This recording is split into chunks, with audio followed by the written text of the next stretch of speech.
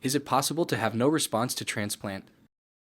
Most people respond to a transplant, but like any cancer therapy, there are always some people who don't. And there's been a long interest in trying to figure out, can we come up with tests that will predict sensitivity to treatments? But, this issue of sort of we have a therapy and can we find markers that predict sensitivity, I think we're still a long way, unfortunately, from getting there. As of now, there's nothing. We don't test people before doing a transplant to see if the transplant's going to work. Anecdotally, I'd say probably less than 5 to 10% of patients, we don't see a benefit, or we see the things get worse, which is even harder. So it's not a high percentage of patients, but it definitely happens. And I think one thing I always counsel people on with a transplant is, there's no guarantee that this will work. It probably will. The odds are definitely stacked in your favor, but it's not a perfect treatment, and no cancer treatment is. And so I always try to make people aware of that, mainly because I've seen it happen. What happens if transplant doesn't work for an individual? What I can tell you is it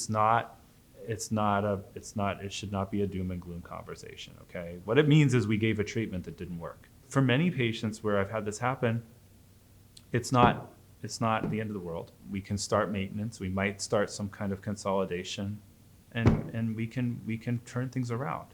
I have one patient, where we started on maintenance, and over time, the M protein just went down. But this issue where there's just no response, but things are sort of stable, that for me has not always been a bad outcome. It doesn't happen very often anymore, because before, when we started to do the transplant, actually the first transplant were done in the 80s. It became standard of care in the 90s.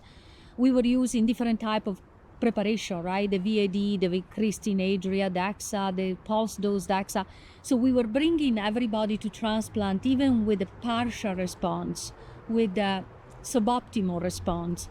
Now is not the case. We do this combination, the Darzalex with the bortezomib, lenalidomide, DAXA. The majority of patients are able to respond quickly. We achieve deeper response, and so the transplant, works because you are, is the high dose chemotherapy kills the residual. There is a better penetration, so more patients are able to achieve the minimal residual disease. There are patients that the transplant doesn't work, and you see the progression very rapidly, and those are the patients that you really need to treat outside the box, because the chemotherapy doesn't impact on their myeloma. But you don't see really a lot of patients going out of transplant without a response. It will be like, unlikely now, because they all come, they're already in remission. So the transplant is not perfect, right?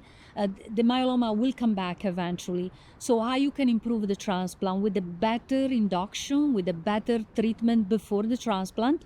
So you can go to transplant with a better response, and after with the consolidation, if it's necessary, with the maintenance, right? So the transplant is in the middle, and then you can improve it before and after, or change the chemotherapy of transplant.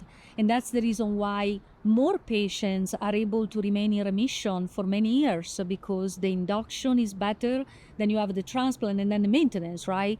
Which clearly keep patients from relapsing for many years.